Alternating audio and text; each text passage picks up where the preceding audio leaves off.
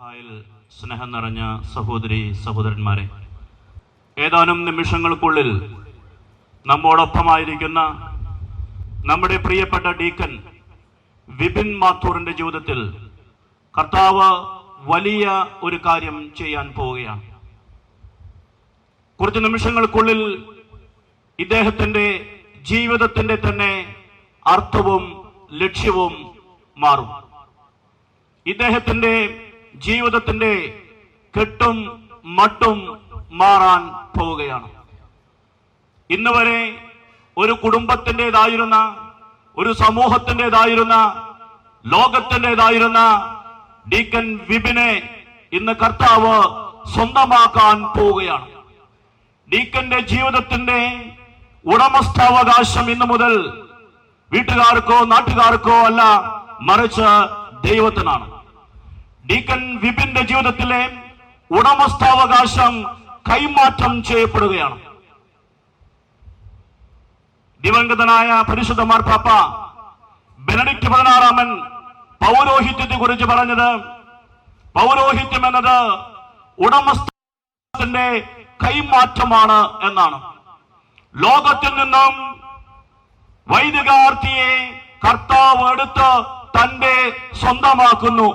അങ്ങനെ കർത്താവിൻ്റെതായി വൈദികാർത്തി മാറുന്നതാണ് പൗരോഹിത്യത്തിൽ സംഭവിക്കുന്നത്. നമ്മുടെ പ്രിയപ്പെട്ട ഡീക്കന്റെ ജീവിതത്തിൽ ഇന്ന് കർത്താവ് ഇത് ചെയ്യാൻ പോവുകയാണ്. ഇനി മുതൽ ഡീക്കൻ കർത്താവിന്റെ സ്വന്തമാണ്. യെശയ്യായുടെ പുസ്തകം 43 അധ്യായം 1 വചനത്തിൽ കർത്താവ് പറയുന്നു, യാക്കോബെ നിന്നെ സൃഷ്ടിക്കുകയും ഇസ്രായേലിനെ നിന്നെ രൂപപ്പെടുത്തുകയും ചെയ്ത കർത്താവ് അരുളി ചെയ്യുന്നു, നീ ഭയപ്പെടേണ്ട, ഞാൻ നിന്നെ രക്ഷിച്ചിരിക്കുന്നു, നിന്നെ പേര് ചൊല്ലി വിളിച്ചിരിക്കുന്നു, നീ എന്റേതാണ്. വളരെ ശക്തവും വ്യക്തവുമായ ഒരു അവകാശവാദമാണ് ഇസ്രായേലിനെ കുറിച്ച് കർത്താവ് മുന്നോട്ട് വയ്ക്കുന്നത്. ഇന്ന് ഈ ഡീക്കനോടും കർത്താവ് ഇതാണ് പറയുന്നത്, നീ എന്റേതാണ്. വിശുദ്ധ പൗലോസ് ശ്ലീഹ ഫിലിപ്പിയർക്കെതിരെ ലേഖനം 3 അധ്യായം 12 വചനത്തിൽ പറയുന്നു, കർത്താവായ യേശുക്രിസ്തു എന്നെ സ്വന്തമാക്കിയിരിക്കുന്നു. അതിനാൽ ആ ക്രിസ്തുവിന് വേണ്ടി ജീവിക്കാനായി ഞാൻ നിരന്തരം പരിശ്രമിച്ചുകൊണ്ടിരിക്കുന്നു. കർത്താവ് സ്വന്തമാക്കുന്നവനാണ് പുരോഹിതൻ. ഇന്ന് നമ്മുടെ പ്രിയപ്പെട്ട ഡീക്കൻ വിപിനെ കർത്താവ് സ്വന്തമാക്കാൻ പോവുകയാണ്. ഇനി മുതൽ ഈ ഡീക്കന്റെ അല്ലെങ്കിൽ വൈദികനാകാൻ പോകുന്ന ഇദ്ദേഹത്തിന്റെ ജീവിതത്തിന്റെ അർത്ഥം കർത്താവാണ്. കർത്താവാണ് സമ്പത്ത്, കർത്താവാണ് അവകാശം, കർത്താവാണ് ഓഹരി. സംഖ്യയുടെ പുസ്തകം 18 അധ്യായം 20 വചനത്തിൽ പുരോഹിതനായ അഹരോനോട് കർത്താവ് പറഞ്ഞു, ഇസ്രായേലിന്റെ ഭൂമിയിൽ നിനക്ക് അവകാശം ഉണ്ടായിരിക്കുകയില്ല, അവരെ പോലെ നിനക്ക് ഓഹരിയും ലഭിക്കുകയില്ല. ഞാനാണ് നിന്റെ അവകാശം, ഞാനാണ് നിന്റെ ഓഹരി. ഇന്ന് പ്രത്യേകമായി ഡീക്കൻ വിപിനോട് കർത്താവ് പറയുകയാണ്, ഞാനാണ് നിന്റെ അവകാശം, ഞാനാണ് നിന്റെ ഓഹരി. ഈ ഭൂമിയിൽ ഒന്നും നേടിയെടുക്കാൻ വേണ്ടിയല്ല കർത്താവ് പുരോഹിതരെ വിളിക്കുന്നത്, മറിച്ച് ദൈവത്തെ നേടാൻ വേണ്ടിയാണ്, ദൈവത്തെ സ്വന്തമാക്കാൻ വേണ്ടിയാണ്. ദൈവത്താൽ സ്വന്തമാക്കപ്പെട്ട പുരോഹിതാർത്ഥികൾ ദൈവത്തെ തിരിച്ചു സ്വന്തമാക്കുമ്പോഴാണ് പൗരോഹിത്യത്തിന് അർത്ഥം കൈവരുന്നത്. ഇന്ന് നമ്മുടെ മുമ്പിൽ കർത്താവ് ഈ പ്രവൃത്തി ചെയ്യാൻ പോവുകയാണ്. ഈ ലോകത്തിൽ നിന്ന്, കുടുംബത്തിൽ നിന്ന്, ഈ നാട്ടിൽ നിന്ന് കർത്താവ് ഈ പ്രിയപ്പെട്ട മകനെ തന്റേതാക്കി മാറ്റുന്നു. ഈ പ്രക്രിയയെ കുറിച്ച്, ഇതിനുശേഷം ഈ പുരോഹിതൻ എന്താണ് എന്നതിനെ കുറിച്ച് ഇന്ന് നാം വായിച്ചു കേട്ട 4 വായനകളും നമ്മെ ഓർമ്മപ്പെടുത്തുന്നു. ഇന്ന് നാം വായിച്ചു കേട്ട ആദ്യത്തെ വായന പുറപ്പാടിന്റെ പുസ്തകം 3 അധ്യായം 1 മുതൽ 10 വരെയുള്ള വചനങ്ങളാണ്. മോശയെ കർത്താവ് വിളിക്കുന്നു. കത്തിയെരിയുന്ന മുൾപ്പടർപ്പിൽ നിന്നാണ് മോശയോട് കർത്താവ് സംസാരിച്ചത്. നമുക്കറിയാവുന്നതുപോലെ അഗ്നി ദൈവ സാന്നിധ്യത്തിന്റെ പ്രതീകമാണ്. പുറപ്പാടിന്റെ പുസ്തകം 13 അധ്യായം 21 വചനത്തിൽ ഇസ്രായേൽ ജനത്തെ വഴി നടത്താൻ വേണ്ടി രാത്രി അഗ്നിസ്തംഭത്തിൽ കർത്താവ് അവരെ അനുഗമിച്ചു. അഗ്നി ദൈവ സാന്നിധ്യത്തിന്റെ പ്രതീകമാണ്. ഈ അഗ്നി കണ്ടപ്പോൾ മോശ അങ്ങോട്ട് അടുത്തു ചെല്ലുകയാണ്. നാം ഇവിടെ ശ്രദ്ധിക്കേണ്ട ഒരു കാര്യമുണ്ട്. ജീവിതത്തിലെ സാധാരണ കാര്യം ചെയ്തുകൊണ്ടിരിക്കുന്നതിനിടയിൽ ദൈനംദിന കാര്യങ്ങൾക്കിടയിൽ ഇടപെട്ടിരിക്കുന്നതിനിടയിലാണ് ദൈവത്തിന്റെ വെളിപാടുണ്ടാകുന്നത്. അമ്മായപ്പന്റെ ആടുകളെ മേയ്ക്കുകയായിരുന്നു. ദേവാലയത്തിൽ പ്രാർത്ഥിച്ചുകൊണ്ടിരിക്കുകയായിരുന്നില്ല, ധ്യാനിക്കുകയായിരുന്നില്ല. മറിച്ച് ജീവിത കർത്തവ്യങ്ങൾ നിർവഹിക്കുന്ന സമയത്താണ് ഈ അപ്രതീക്ഷിതമായ വിളി മോശയ്ക്ക് ലഭിക്കുന്നത്. നമ്മുടെ ജീവിതത്തിൽ കർത്താവ് ഇടപെടുന്നത് സാധാരണ കാര്യങ്ങളിലൂടെയുമായിരിക്കും. പലപ്പോഴും വലിയ അത്ഭുതങ്ങളിലൂടെയോ വലിയ സംഭവങ്ങളിലൂടെയോ അല്ല ദൈവം സംസാരിക്കുക, മറിച്ച് നമ്മുടെ അനുദിന ജീവിതത്തിലെ ചെറിയ ചെറിയ കാര്യങ്ങളിലൂടെയാണ്. അത് മനസ്സിലാക്കാൻ നമ്മൾ ഒരുങ്ങിയിരിക്കണമെന്ന് മാത്രം. മോശ അപ്രകാരമുള്ളവനായിരുന്നു. ആ ആട്ടിടയന്മാരെ മേയിക്കുന്നതിനിടെ, ആടുകളെ മേയിക്കുന്നതിനിടയിലും ഈ ദൈവ സാന്നിധ്യം തിരിച്ചറിയാൻ, ദൈവത്തിന്റെ വെളിപ്പെടുത്തൽ തിരിച്ചറിയാൻ മോശയ്ക്ക് സാധിച്ചു. മോശ അങ്ങോട്ട് അടുത്തു ചെന്നു. അത് തന്നെ മോശയുടെ ഉത്തരമാണ്. കർത്താവിന്റെ അടുത്തേക്ക് നടന്നു നീങ്ങുന്ന മോശ. ഉടനെ തന്നെ കർത്താവ് മോശയെ വിളിക്കുന്നു, മോശേ മോശേ. 2 പ്രാവശ്യമാണ് കർത്താവ് മോശയെ വിളിക്കുന്നത്. വിശുദ്ധ ഗ്രന്ഥം മുഴുവൻ പരിശോധിച്ചു നോക്കിയാൽ നമുക്ക് കാണാൻ സാധിക്കും, വളരെ നിർണായകമായ സന്ദർഭങ്ങളിൽ വളരെ പ്രധാനപ്പെട്ട വ്യക്തികളെ വിളിക്കുന്ന സമയത്ത് കർത്താവ് 2 പ്രാവശ്യമാണ് വിളിക്കുക. ഉൽപ്പത്തിയുടെ പുസ്തകം 22-ാം അധ്യായം 11-ാമത്തെ വചനത്തിൽ കർത്താവ് അബ്രഹാത്തിനെ 2 പ്രാവശ്യം വിളിക്കുന്നു, അബ്രഹാം അബ്രഹാം എന്ന് പറഞ്ഞുകൊണ്ട്. സാമുവേലിന്റെ 1-ാം പുസ്തകം 3-ാം അധ്യായം 10-ാമത്തെ വചനത്തിൽ സാമുവേൽ സാമുവേൽ എന്ന് 2 പ്രാവശ്യം സാമുവേലിനെ വിളിക്കുന്നു. ലൂക്കായുടെ സുവിശേഷം 22-ാം അധ്യായം 31-ാമത്തെ വചനത്തിൽ ശിമയോൻ ശിമയോൻ എന്ന് പറഞ്ഞ് പത്രോസിനെ 2 പ്രാവശ്യം വിളിക്കുന്നു. ലൂക്കായുടെ സുവിശേഷം 10-ാം അധ്യായം 41-ാമത്തെ വചനത്തിൽ മാർത്ത മാർത്ത എന്ന് പറഞ്ഞ് മാർത്തയെ 2 പ്രാവശ്യം വിളിക്കുന്നു. അപ്പോസ്തല പ്രവർത്തനങ്ങൾ 9-ാം അധ്യായം 4-ാമത്തെ വചനത്തിൽ സാവൂൾ എന്ന് പറഞ്ഞ് 2 പ്രാവശ്യം വിളിക്കുന്നു. ഇവിടെ മോശയെ വിളിക്കുന്നതും 2 പ്രാവശ്യമാണ്. അത് തന്നെ പ്രസക്തമാണ്, അത് തന്നെ വളരെ അർത്ഥപൂർണമാണ്. വലിയൊരു വിളിയാണ് അത് എന്ന് സൂചിപ്പിക്കുന്നു. വലിയ ഉത്തരവാദിത്വമാണ് കർത്താവ് ഏൽപ്പിക്കാൻ പോകുന്നത് എന്ന് സൂചിപ്പിക്കുന്നു. എന്താണ് കർത്താവ് മോശയെ ഏൽപ്പിച്ച ഉത്തരവാദിത്വം? മോശയോട് കർത്താവ് പറഞ്ഞു, എന്റെ ജനത്തിന്റെ ക്ലേശങ്ങൾ ഞാൻ കണ്ടു, അവരിൽ നിന്ന് ഉയർന്നു വരുന്ന രോദനം ഞാൻ കേട്ടു. അതിനാൽ നീ വരൂ, ഞാൻ നിന്നെ അയക്കാം. നീ എന്റെ ജനത്തെ വിമോചിപ്പിക്കണം. ജനത്തിന്റെ നിലവിളിക്ക് കർത്താവ് കൊടുത്ത മറുപടിയായിരുന്നു മോശയുടെ ദൈവവിളി. ഇന്ന് നമ്മുടെ പ്രിയപ്പെട്ട ഡീക്കൻ വിപിനെ എന്തുകൊണ്ടാണ് കർത്താവ് വിളിക്കുന്നത്? ജനത്തിന്റെ ക്ലേശങ്ങൾ കർത്താവ് കണ്ടിരിക്കുന്നു, ജനത്തിന്റെ മുറവിളി കർത്താവ് കേട്ടിരിക്കുന്നു. അതിനുള്ള ഉത്തരമാണ് ഈ പ്രിയപ്പെട്ട ഡീക്കന്റെ ദൈവവിളി. അന്ന് ജനത്തിന്റെ നിലവിളിക്ക് കാരണം, അവരുടെ ക്ലേശങ്ങൾക്ക് കാരണം അടിമത്തമായിരുന്നു. ഇന്നും പലതരത്തിലുള്ള അടിമത്തങ്ങളുണ്ട്.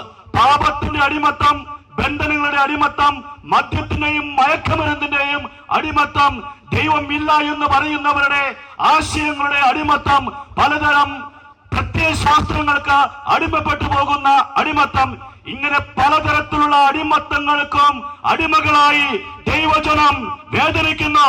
ദൈവജനത്തിന്റെ ക്ലേശങ്ങൾ കർത്താവ് കണ്ടിരിക്കുന്നു. അവരുടെ ദാരിദ്ര്യം, അവരുടെ രോഗങ്ങൾ, അവരുടെ മുറവിളി, ഇതെല്ലാം കർത്താവ് ശ്രദ്ധിച്ചിരിക്കുന്നു. അതുകൊണ്ടാണ് കർത്താവ് ഇന്ന് ഈ ഡീക്കനെ വിളിച്ചിരിക്കുന്നത്. ഇന്ന് നാം വായിച്ചു കേട്ട 2-ാമത്തെ വചനഭാഗം ജെറമിയായുടെ പുസ്തകം 1-ാം അധ്യായം 1 മുതൽ 10 വരെയുള്ള വചനങ്ങളാണ്. ജെറമിയ ഒരു പുരോഹിതന്റെ മകനായിരുന്നു. എന്നിട്ടും ഈ ജെറമിയായെ കർത്താവ് വീണ്ടും വിളിച്ച് പ്രവാചക ദൗത്യം ഏൽപ്പിക്കുകയാണ്. 2 കാര്യങ്ങളാണ് പ്രധാനമായും ഈ വചനഭാഗത്തു നിന്ന് നമ്മൾ ശ്രദ്ധിക്കേണ്ടത്. ഒന്നാമതായി, ജനിക്കുന്നതിന് മുമ്പെയാണ് കർത്താവ് ജെറമിയായുടെ ജീവിതത്തിൽ ഇടപെട്ടത്. ജെറമിയായുടെ പുസ്തകം 1-ാം അധ്യായം 5-ാമത്തെ വചനത്തിൽ കർത്താവ് പറയുന്നു, നിനക്ക് മാതാവിന്റെ ഉദരത്തിൽ രൂപം നൽകുന്നതിന് മുമ്പേ ഞാൻ നിന്നെ അറിഞ്ഞു, ജനിക്കുന്നതിന് മുമ്പേ ഞാൻ നിന്നെ വിശദീകരിച്ചു, ജനതകൾക്ക് പ്രവാചകനായി ഞാൻ നിന്നെ നിയോഗിച്ചു. നമ്മുടെ മുമ്പിൽ ഇരിക്കുന്ന ഈ പ്രിയപ്പെട്ട ഡീക്കൻ വിപിൻ മാഥൂരിനെ കർത്താവ് കണ്ടതും വിളിച്ചതും സ്വന്തമാക്കുന്നതും ഇന്നല്ല, ഈ 2025 ഡിസംബർ 30-നല്ല. കർത്താവ് ഡീക്കൻ വിപിനെ ആദ്യമായി കാണുന്നതും വിളിക്കുന്നതും ഇവിടെ ഇരിക്കുന്ന മാതാപിതാക്കൾ ഡീക്കൻ വിപിനെ കാണുന്നതിന് മുമ്പേ കർത്താവ് കണ്ടിരുന്നു. ഈ അമ്മയുടെ ഉദരത്തിൽ ഡീക്കൻ ഉരുവായ കാര്യം ഈ അമ്മ അറിയുന്നതിന് മുമ്പേ കർത്താവ് അറിഞ്ഞിരുന്നു. ഈ മകനെ കുറിച്ച് മാതാപിതാക്കളും നാട്ടുകാരും സ്വപ്നം കാണാൻ തുടങ്ങുന്നതിന് മുമ്പ് കർത്താവ് ഒരു സ്വപ്നം കണ്ടിരുന്നു. ആ സ്വപ്നമാണ് ഇന്ന് നിറവേറുന്നത്. ജനിക്കുന്നതിന് മുമ്പേ വിശദീകരിച്ചവൻ, ഈ ഭൂമിയിൽ അവതരിക്കുന്നതിന് മുമ്പേ വിളിച്ച് വേർതിരിച്ചവൻ, അവനാണ് കർത്താവ്. അവനാണ് ഈ ഡീക്കന്റെ ജീവിതത്തിൽ ഇന്ന് ഇടപെടുന്നത്, ശക്തമായി ഇടപെട്ട് സ്വന്തമാക്കുന്നത്. ഈ വചനഭാഗത്തിന്റെ അവസാനം കർത്താവ് ജെറമ്യായോട് പറയുകയാണ്, ഇതാ നിന്റെ അധരത്തെ ഞാൻ സ്പർശിച്ചിരിക്കുന്നു, എന്റെ വചനം നിന്റെ നാവിൽ ഞാൻ നിക്ഷേപിച്ചിരിക്കുന്നു. ജെറമ്യാ പ്രവാചകൻ അന്നു മുതൽ സംസാരിക്കേണ്ടത് കർത്താവ് അധരത്തിൽ നിക്ഷേപിച്ച വചനമാണ്. ഒരു പുരോഹിതൻ സംസാരിക്കേണ്ടത് ആ പുരോഹിതന് തോന്നുന്ന കാര്യങ്ങളോ കഥകളോ സ്വന്തം അനുഭവങ്ങളോ അല്ല, മറിച്ച് കർത്താവ് അധരങ്ങളിൽ നിക്ഷേപിച്ച വചനമാണ്. ഇതിനായി കർത്താവിനെ കാണണം, കർത്താവിന്റെ വചനം കേൾക്കണം, കർത്താവിന്റെ വചനം ഹൃദയത്തിൽ സൂക്ഷിക്കണം. പ്രിയപ്പെട്ട ഡീക്കൻ വിപിൻ, ഇന്ന് കർത്താവ് നിന്റെ പുരോഹിതനായി അഭിഷേകം ചെയ്ത് അയക്കുന്നത് നിന്റെ കഥകൾ പറയുവാനോ, നിനക്ക് തോന്നിയ കാര്യങ്ങൾ പറയുവാനോ, നിന്റെ ആശയങ്ങൾ പറയുവാനോ അല്ല, മറിച്ച് കർത്താവായ ദൈവം നിന്റെ ആദരത്തിൽ നിക്ഷേപിക്കുന്ന ദൈവത്തിന്റെ വചനം, സത്യത്തിന്റെ വചനം ജനത്തിന് മുമ്പിൽ പ്രഘോഷിക്കാനാണ്. കർത്താവ് ആദരത്തിൽ വചനം നിക്ഷേപിക്കണമെങ്കിൽ കർത്താവിന്റെ സന്നിധിയിൽ ഇരിക്കണം, കർത്താവിന്റെ വചനം കേൾക്കണം, കർത്താവിന്റെ വചനം സ്വന്തമാക്കണം. ഇതാണ് ജനമധ്യത്തിൽ പ്രഘോഷിക്കേണ്ടത്. ഇന്ന് നാം വായിച്ചു കേട്ട മൂന്നാമത്തെ വായന വിശുദ്ധ പത്രോസിന്റെ 1-ാം ലേഖനം 5-ാം അധ്യായം 1 മുതൽ 4 വരെയുള്ള വചനങ്ങളാണ്. ഈ വചനഭാഗത്ത് വിശുദ്ധ പത്രോസ് പറയുകയാണ്, ദൈവം നിങ്ങളെ ബലമേൽപ്പിച്ചിരിക്കുന്ന ദൈവത്തിന്റെ അജഗണത്തെ പരിപാലിക്കുവൻ. അജഗണം ദൈവത്തിൻ്റെതാണ്. അജഗണത്തിന്റെ മേൽ ഉടമസ്ഥാവകാശം ദൈവത്തിന് മാത്രമാണ്. പല പുരോഹിതന്മാരും ധരിച്ചു വെച്ചിരിക്കുന്നത് ദൈവജനത്തിന്റെ മേൽ അവർക്ക് ഉടമസ്ഥാവകാശം ഉണ്ട് എന്നാണ്. ദൈവജനത്തിന്റെ മേൽ വൈദികർക്ക് ഉടമസ്ഥാവകാശമില്ല. വൈദികർക്കുള്ളത് ശുശ്രൂഷാവകാശം മാത്രമാണ്. ദൈവമാണ് ഉടമസ്ഥൻ, ദൈവമാണ് ഉടയവൻ. പ്രിയപ്പെട്ട ഡീക്കൻ, ഇന്ന് കർത്താവ് നിന്നെ ബലമേൽപ്പിക്കുന്നത് ദൈവത്തിന്റെ അജഗണത്തെയാണ്. അജഗണം ദൈവത്തിൻ്റെതാണ്, അവനാണ് ഉടമസ്ഥൻ. നമുക്കറിയാം, ആരാണോ വില കൊടുക്കുന്നത് അവനാണ് ഉടമസ്ഥൻ. ഈ ദൈവജനത്തിന് വേണ്ടി വില കൊടുത്തിട്ടുള്ളത് കർത്താവാണ്. വിശുദ്ധ പത്രോസ് എഴുതിയ 1-ാം ലേഖനം 1-ാം അധ്യായം 17-18 വചനങ്ങളിൽ പത്രോസ് പറയുന്നു, നിങ്ങൾക്ക് പൂർവികരിൽ നിന്ന് ലഭിച്ച വ്യർത്ഥമായ ജീവിത രീതിയിൽ നിന്ന് നിങ്ങളെ മോചിപ്പിക്കാൻ കർത്താവ് എന്താണ് വില കൊടുത്തതെന്ന് നിങ്ങൾക്കറിയാമല്ലോ. കളങ്കമോ കറയോ ഇല്ലാത്ത കുഞ്ഞാടിന്റേതുപോലെയുള്ള ക്രിസ്തുവിന്റെ അമൂല്യമായ രക്തം വിലയായി കൊടുത്താണ് കർത്താവ് നിങ്ങളെ സ്വന്തമാക്കിയത്. വെളിപാടിന്റെ പുസ്തകം 5-ാം അധ്യായം 9-ാമത്തെ വചനം പറയുന്നു, ക്രിസ്തുവിന്റെ അമൂല്യമായ രക്തം കൊണ്ട് ദൈവജനത്തെ വിലയ്ക്ക് വാങ്ങിയെന്ന്. ക്രിസ്തുവാണ് വിലയ്ക്ക് വാങ്ങിയത്, ക്രിസ്തുവാണ് വില കൊടുത്തത്. വില കൊടുത്തവനാണ് ഉടമസ്ഥൻ. വൈദികരല്ല ദൈവജനത്തിന് വേണ്ടി വില കൊടുത്തിട്ടുള്ളത്. ദൈവജനത്തിന്റെ വിലയായി തന്റെ ശരീര രക്തങ്ങൾ അർപ്പിച്ചത് ക്രിസ്തുവാണ്. അവനാണ് ഉടമസ്ഥൻ, അവനാണ് ഉടയവൻ. അതുകൊണ്ട് സേവന മനോഭാവത്തോടെ മാതൃക നൽകി ദൈവജനത്തെ നയിക്കണമെന്ന് വിശുദ്ധ പത്രോസ്ലീഹ പഠിപ്പിക്കുന്നു. വിശുദ്ധ പൗലോസ്ലീഹ അപ്പോസ്തല പ്രവർത്തനങ്ങൾ 20-ാം അധ്യായം 28-ാമത്തെ വചനത്തിൽ സഭയിലെ ശ്രേഷ്ഠന്മാരോട് പറയുന്നു, യേശുക്രിസ്തു സ്വന്തം രക്തത്താൽ നേടിയെടുത്ത സഭയെ നയിക്കാൻ പരിശുദ്ധാത്മാവിനാൽ നിയോഗിക്കപ്പെട്ട അജപാലകരാണ് നിങ്ങൾ. ദൈവജനം ദൈവത്തിൻ്റെതാണ്. ദൈവജനത്തെ നേടിയെടുത്തത് ക്രിസ്തുവാണ്. അതുകൊണ്ട് ശുശ്രൂഷ മനോഭാവത്തോടെ, സേവന മനോഭാവത്തോടെ മാതൃക നൽകി ദൈവജനത്തെ നയിക്കണമെന്ന് പത്രോസ് ഓർമ്മിപ്പിക്കുന്നു. അവസാനം പത്രോസ് പറയുന്നു, അതിനാൽ ദൈവജനത്തിന്റെ മേൽ ആധിപത്യം ചുമത്താതെ മാതൃക നൽകി അവരെ നയിക്കണം. നീ പഠിപ്പിക്കുന്ന കാര്യങ്ങൾ നീ നിന്റെ ജീവിതത്തിൽ ജീവിച്ചു കാണിക്കണം. നീ പ്രഘോഷിക്കുന്ന സുവിശേഷം ദൈവജനത്തിന്റെ മുമ്പിൽ ജീവിക്കണം. നീ പാലിക്കാത്തത് പഠിപ്പിച്ചാൽ ദൈവജനം വിശ്വസിക്കില്ല. അതുകൊണ്ട് പഠിപ്പിക്കുന്നത് പാലിക്കുവാനും മാതൃക നൽകുവാനും അവരുടെ മുമ്പിൽ നിന്റെ ജീവിതം ഒരു ഉത്തമ ക്രൈസ്തവ ജീവിതത്തിന്റെ മാതൃകയാക്കി മാറ്റുവാനും നീ വിളിക്കപ്പെട്ടിരിക്കുന്നുവെന്ന് ഈ വചനം ഓർമ്മിപ്പിക്കുന്നു. ഇന്ന് നാം വായിച്ചു കേട്ട സുവിശേഷ ഭാഗം യോഹന്നാന്റെ സുവിശേഷം 10-ാം അധ്യായം 1 മുതൽ 5 വരെയുള്ള വചനങ്ങളും 11 മുതൽ 18 വരെയുള്ള വചനങ്ങളുമാണ്. ഈ 2 ഭാഗങ്ങളിലായി രണ്ട് പ്രധാനപ്പെട്ട കാര്യങ്ങളാണ് ഈശോ പഠിപ്പിക്കുന്നത്. ഒന്നാമത്തെ ഭാഗത്ത് ഈശോ പറയുന്നത്, എന്റെ ആടുകൾക്ക് എന്റെ സ്വരം അറിയാം, അല്ലെങ്കിൽ ആടുകൾക്ക് നല്ല ഇടയന്റെ സ്വരം അറിയാം. ഇടയന്റെ സ്വരം അറിയാവുന്നത് കൊണ്ട് ആടുകൾ ഇടയനെ അനുഗമിക്കുന്നു. എന്നാൽ അപരിചിതരുടെ സ്വരത്തെ ആടുകൾ ഒരിക്കലും അനുഗമിക്കുകയില്ല. അപരിചിതരിൽ നിന്ന് ആടുകൾ ഓടിയകലും. കാരണം എന്താണ്? അവരുടെ സ്വരം ആടുകൾക്ക് പരിചയമില്ല. എന്തുകൊണ്ടാണ് ആടുകളുടെ സ്വരം, ഇടയന്റെ സ്വരം ആടുകൾക്ക് പരിചിതമാണ് എന്ന് ഈശോ പറയുന്നത്? പകല് മുഴുവൻ പുല്ല് കാണിച്ചു കൊടുക്കുന്നത് അവന്റെ സ്വരമാണ്. അവനൊരു സ്വരമുണ്ടാക്കിയാൽ അത് ആടുകൾക്ക് അടയാളമാണ്. പകല് മുഴുവൻ വെള്ളം കാണിച്ചു കൊടുക്കുന്നത് അവന്റെ സ്വരമാണ്. അപകടങ്ങൾ ഉണ്ടാകുമ്പോൾ, വന്യമൃഗങ്ങൾ വരുമ്പോൾ ഒരു പ്രത്യേക തരം സ്വരം പുറപ്പെടുവിച്ച് ആടുകൾക്ക് മുന്നറിയിപ്പ് കൊടുക്കുന്നത് ആട്ടിടയനാണ്. ഇനി ഏതെങ്കിലും ആടിന് പരിക്ക് പറ്റിയാൽ ആ ആടിനെ തോളിലെടുത്ത് പരിക്ക് പറ്റിയ ആടിനെയും കൊണ്ട് താരാട്ടുപാടി മറ്റാടുകളുടെ പിന്നാലെ നടക്കുന്നത് ഈ ആട്ടിടയനാണ്. അപ്പോൾ പുല്ല് കാണിച്ചു കൊടുക്കുന്ന സ്വരമാണ് അവന്റെ സ്വരം. വെള്ളം കാണിച്ചു കൊടുക്കുന്ന സ്വരമാണ് അവന്റെ സ്വരം. അപകടങ്ങളിൽ മുന്നറിയിപ്പ് നൽകുന്ന സ്വരമാണ് അവന്റെ സ്വരം. പരിക്കേൽക്കുമ്പോൾ താരാട്ട് പാടുന്ന സ്വരമാണ് അവന്റെ സ്വരം. അതുകൊണ്ടാണ് ആടുകൾക്ക് അവന്റെ സ്വരം സുപരിചിതമായി മാറുന്നത്.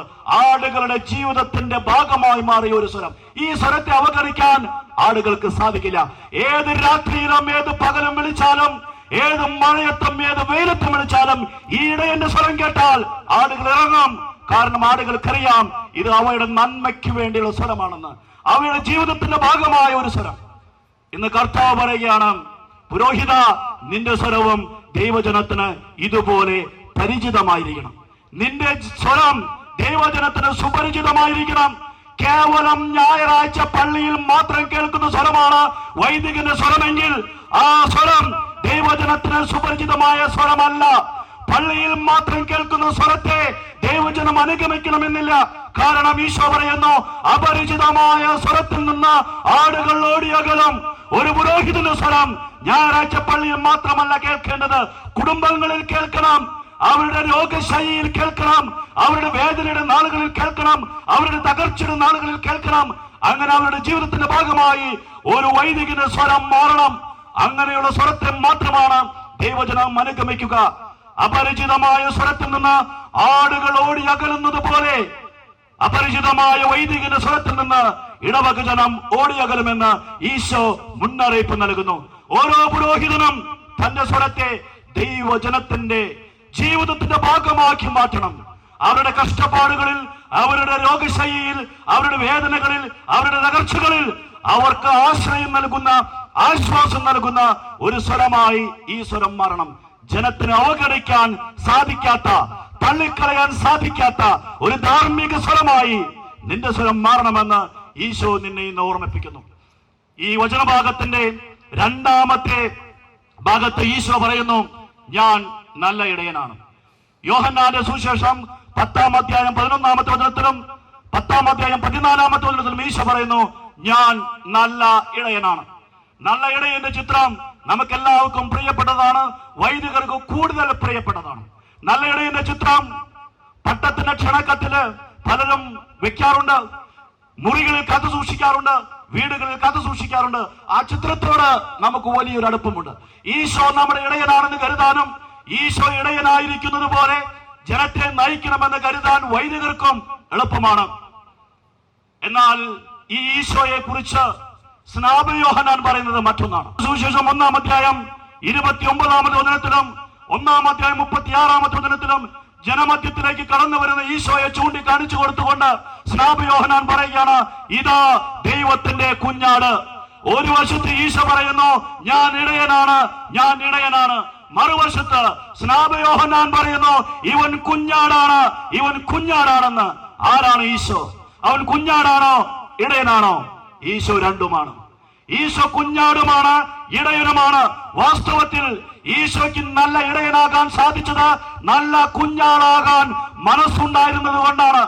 എന്താണ് കുഞ്ഞാടാവുക എന്ന് പറഞ്ഞാൽ നാം മനസ്സിലാക്കേണ്ടത്, മറ്റുള്ളവർക്ക് വേണ്ടി മുറിവേൽപ്പിക്കപ്പെടുക, മറ്റുള്ളവർക്ക് വേണ്ടി ക്ഷതമേൽക്കുക, മറ്റുള്ളവരുടെ ജീവനെ സംരക്ഷിക്കാൻ സ്വന്തം ജീവൻ ഉപേക്ഷിക്കേണ്ടി വന്നാൽ ഉപേക്ഷിക്കുക, മറ്റുള്ളവർക്ക് വേണ്ടി ബലിയർപ്പിക്കപ്പെടുക. ഇങ്ങനെ ബലിയർപ്പിക്കപ്പെടുവാനും മുറിവേൽക്കുവാനും ഈശോ തയ്യാറായിരുന്നു. അങ്ങനെ നല്ല കുഞ്ഞാടാകാൻ സാധിച്ചത് കൊണ്ടാണ് ഈശോയ്ക്ക് നല്ല ഇടയനാകാൻ സാധിച്ചത്.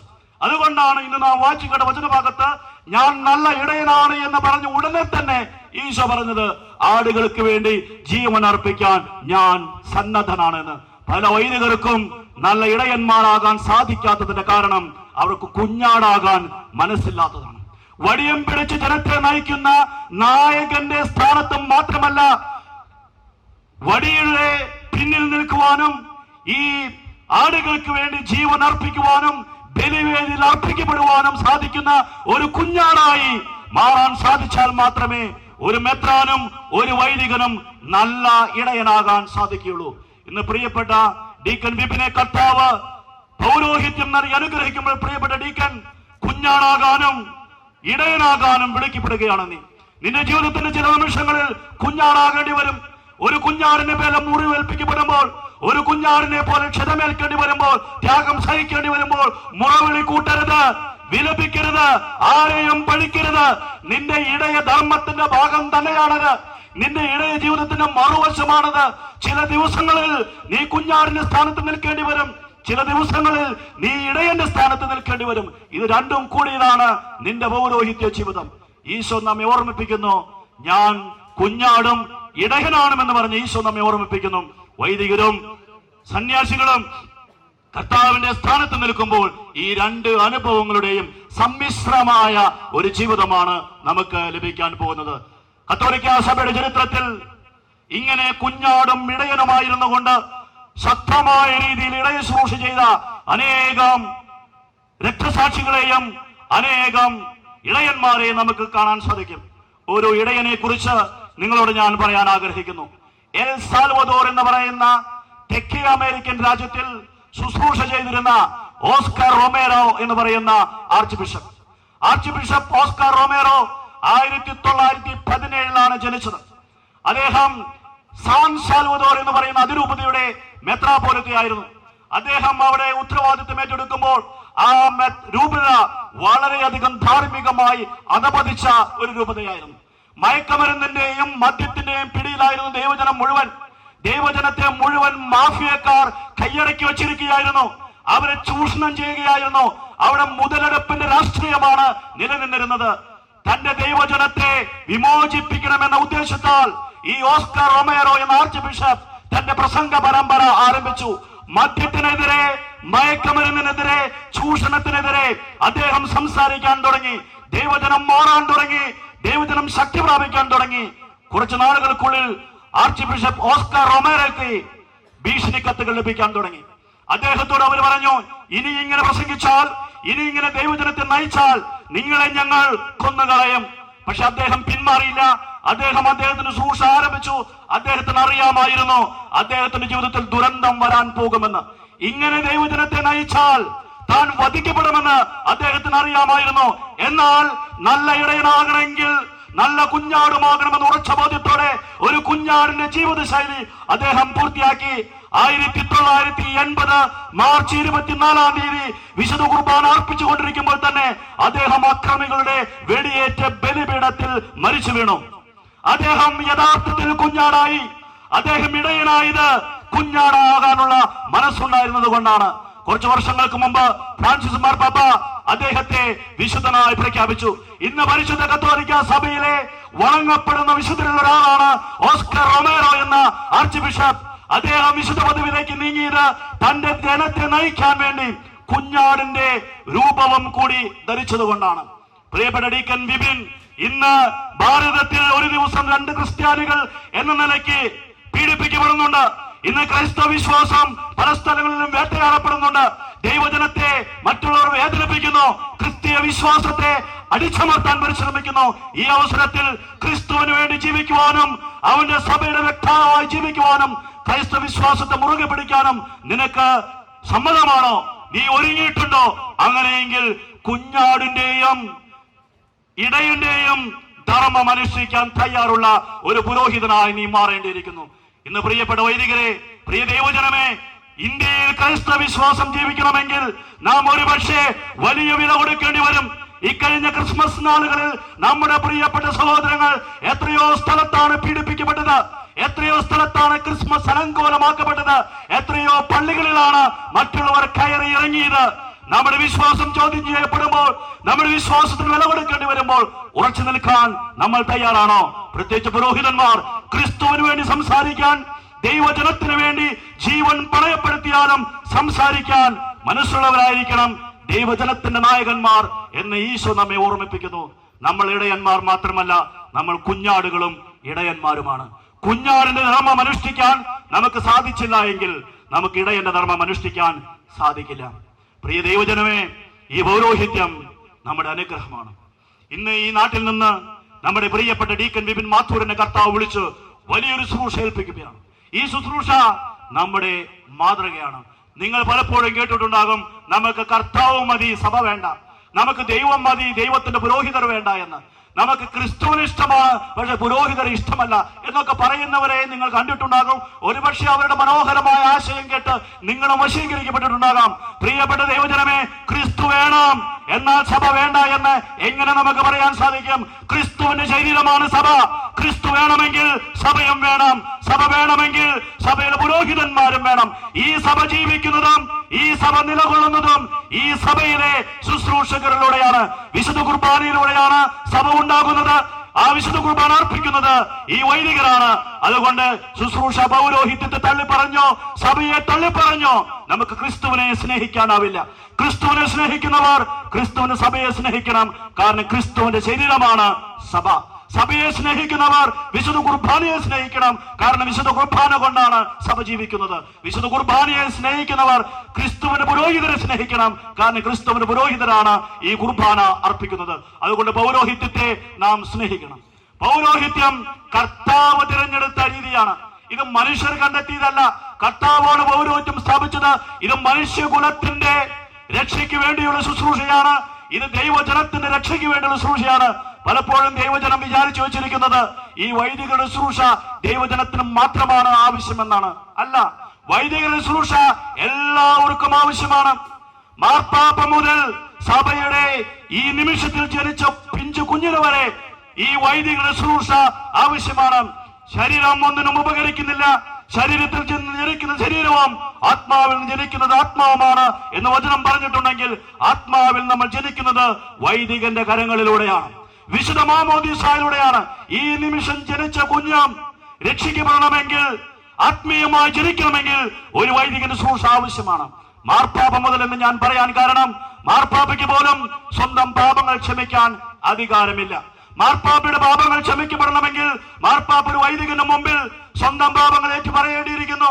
അപ്പോൾ മാർപ്പാപ്പയ്ക്കും വൈദികന്റെ ശുശ്രൂഷ ആവശ്യമാണ്. ഇന്ന് എന്റെ കൈവെപ്പിലൂടെ ഈ ഡീക്കനെ വൈദികനാക്കി ഉയർത്തുവാൻ കർത്താവ് എനിക്ക് കൃപ നൽകിയിട്ടുണ്ട്. എന്നാൽ എന്റെ പാപങ്ങൾ ക്ഷമിക്കാൻ എനിക്ക് അവകാശമില്ല, എനിക്ക് അധികാരമില്ല. എന്റെ പാപങ്ങൾ ക്ഷമിക്കപ്പെടണമെങ്കിൽ ഒരു വൈദികന്റെ മുമ്പിൽ ഞാൻ എന്റെ പാപം ഏറ്റുപറയണം. അങ്ങനെയെങ്കിൽ വൈദിക ശുശ്രൂഷ എനിക്കും ആവശ്യമാണ്. മാർപ്പാപ്പ മുതൽ ഈ സഭയിലെ എല്ലാവർക്കും ആവശ്യമുള്ള കൂദാശയാണ് വൈദികന്റെ ശുശ്രൂഷ. അതുകൊണ്ട് ഇത് വൈദികർക്ക് വേണ്ടി മാത്രമുള്ള ഒരു ശുശ്രൂഷയാണ്, അല്ലെങ്കിൽ ദൈവജനത്തിന് മാത്രമാണ് ഇത് വേണ്ടത് എന്ന് കരുതരുത്. ഇത് സഭയുടെ മുഴുവൻ മുതൽക്കൂട്ടാണ്, സഭയുടെ മുഴുവൻ അനുഗ്രഹത്തിന്റെ സാന്നിധ്യമാണ്. പ്രിയപ്പെട്ടവരെ, വിശുദ്ധ ഗ്രന്ഥം പരിശോധിച്ചാൽ നിങ്ങൾക്ക് മനസ്സിലാക്കാൻ സാധിക്കും, ഒരിടത്തും കർത്താവ് നേരിട്ട് ജനത്തോട് സംസാരിച്ച് അവരുടെ പ്രശ്നങ്ങൾ പരിഹരിക്കുകയോ അവരുടെ പാപങ്ങൾ ക്ഷമിക്കുകയോ ചെയ്തിട്ടില്ല. പഴയ നിയമം വായിച്ചു കഴിഞ്ഞാൽ ദൈവജനത്തിന് തെറ്റുപറ്റുമ്പോൾ ദൈവം വിളിച്ചപേക്ഷിക്കുന്നത് കർത്താവിനോടല്ല, ജനം വിളിച്ചപേക്ഷിക്കുന്നത് കർത്താവിനോടല്ല, മറിച്ച് മോശയോടാണ്. മോശയാണ് പിന്നീട് ദൈവജനത്തിന് വേണ്ടി കർത്താവിന് മുന്നിൽ നിലവിളിക്കുന്നത്. സംഖ്യയുടെ പുസ്തകം 14-ാം അധ്യായം 20-ാമത്തെ വചനത്തിൽ ദൈവജനത്തിന് വേണ്ടി പ്രാർത്ഥിച്ച മോശയുടെ പ്രാർത്ഥന കേട്ട് കർത്താവ് മോശയോട് പറഞ്ഞു, നിന്റെ പ്രാർത്ഥന കേട്ട് അവരുടെ പാപങ്ങൾ ഞാൻ ക്ഷമിച്ചിരിക്കുന്നു. ദൈവജനത്തിന്റെ പാപം ക്ഷമിക്കപ്പെട്ടത് മോശയുടെ പ്രാർത്ഥനയിലൂടെയാണ്. വീണ്ടും പുറപ്പാടിന്റെ പുസ്തകം 32-ാം അധ്യായം 30 മുതൽ 35 വരെയുള്ള വചനങ്ങളിൽ വിഗ്രഹാരാധന നടത്തി പാപം ചെയ്ത ദൈവജനം പശ്ചാത്തപിച്ചപ്പോൾ അവർ മോശയുടെ അടുത്തേക്കാണ് ഓടിയത്. മോശയിലൂടെയാണ് അവർ പാപമോചനം തേടിയത്. മോശയിലൂടെയാണ് ദൈവം പാപമോചനം നൽകിയത്. ദൈവം വേണം, എന്നാൽ ശുശ്രൂഷകൾ വേണ്ട എന്നത് വിശുദ്ധ ഗ്രന്ഥത്തിന് ചേരുന്ന രീതിയല്ല. ക്രിസ്തു വേണം, ക്രിസ്തുവിന് സഭ വേണമെന്നത് ദൈവശാസ്ത്രപരമായോ വിശുദ്ധ ഗ്രന്ഥപരമായോ ശരിയല്ല. ക്രിസ്തുവും സഭയും ഉണ്ടായാലും സഭയിലെ ശുശ്രൂഷകർ വേണ്ട എന്ന് ചിന്തിക്കുന്നത് ഒട്ടും ശരിയല്ല. പ്രിയ സഹോദരങ്ങളെ, ഈ പൗരോഹിത്യം നമ്മുടെ നന്മയാണ്. ഈ പൗരോഹിത്യം നമ്മുടെ സഭയുടെ അനുഗ്രഹമാണ്. പുരോഹിതരിലൂടെയാണ് ദൈവജനത്തോട് ദൈവം സംസാരിച്ചിരുന്നത്, അവരുടെ പാപങ്ങൾ ക്ഷമിച്ചിരുന്നത്. അതുകൊണ്ട് അതേ ശൈലി തന്നെയാണ് ഈശോയും പിന്തുടർന്നത്. ഈശോ തന്റെ ശിഷ്യന്മാരോട് പറഞ്ഞു, നിങ്ങൾ ആരുടെയെങ്കിലും പാപം ക്ഷമിച്ചാൽ അവർ ക്ഷമിക്കപ്പെടും. നിങ്ങൾ ആരുടെയെങ്കിലും പാപങ്ങൾ ക്ഷമിക്കാതിരുന്നാൽ അവർ ക്ഷമിക്കപ്പെടുകയില്ല. പുരോഹിതരിലൂടെയാണ് കർത്താവ് ഇങ്ങനെ പ്രവർത്തിക്കുക എന്ന് കർത്താവ് തന്നെയാണ് പറഞ്ഞത്. അതുകൊണ്ട് പൗരോഹിത്യത്തെ നമുക്ക് സ്നേഹിക്കാം, പൗരോഹിത്യത്തിന്റെ നന്മകൾ നമുക്ക് ഉൾക്കൊള്ളാം. ഇന്ന് ഈ ഇടവകയിൽ നിന്ന്, ഈ പ്രദേശത്ത് നിന്ന് കർത്താവ് നമ്മുടെ പ്രിയപ്പെട്ട ഡീക്കൻ വിപിൻ മാത്തൂരിനെ സ്വന്തമാക്കുമ്പോൾ കർത്താവിന്റെ കരങ്ങളിലേക്ക് ഈ മകനെ നമുക്ക് ഏൽപ്പിച്ചു കൊടുക്കാം. ഇന്നു മുതൽ ഈ മകൻ ഈ മാതാപിതാക്കളുടേതോ ഈ ഇടവകയുടേതോ ഈ കുടുംബത്തിൻ്റെതോ അല്ല, കർത്താവിൻ്റെതാണ്. കർത്താവിന്റെ സ്വന്തമാണ്, കർത്താവിന്റെ അവകാശമാണ്. കർത്താവാണ് ഇവന്റെ അവകാശം, ഇവന്റെ ഉടമസ്ഥനും, ഇവന്റെ ജീവിതത്തിന്റെ എല്ലാം എല്ലാം. അങ്ങനെ വലിയൊരു ശുശ്രൂഷ ഏറ്റെടുക്കുന്ന ഈ ഡീക്കൻ വിപിനെ സമർപ്പിച്ച് നമുക്ക് പ്രാർത്ഥിക്കാം. മാതാപിതാക്കളെ പ്രത്യേകമായി നമുക്ക് അഭിനന്ദിക്കാം.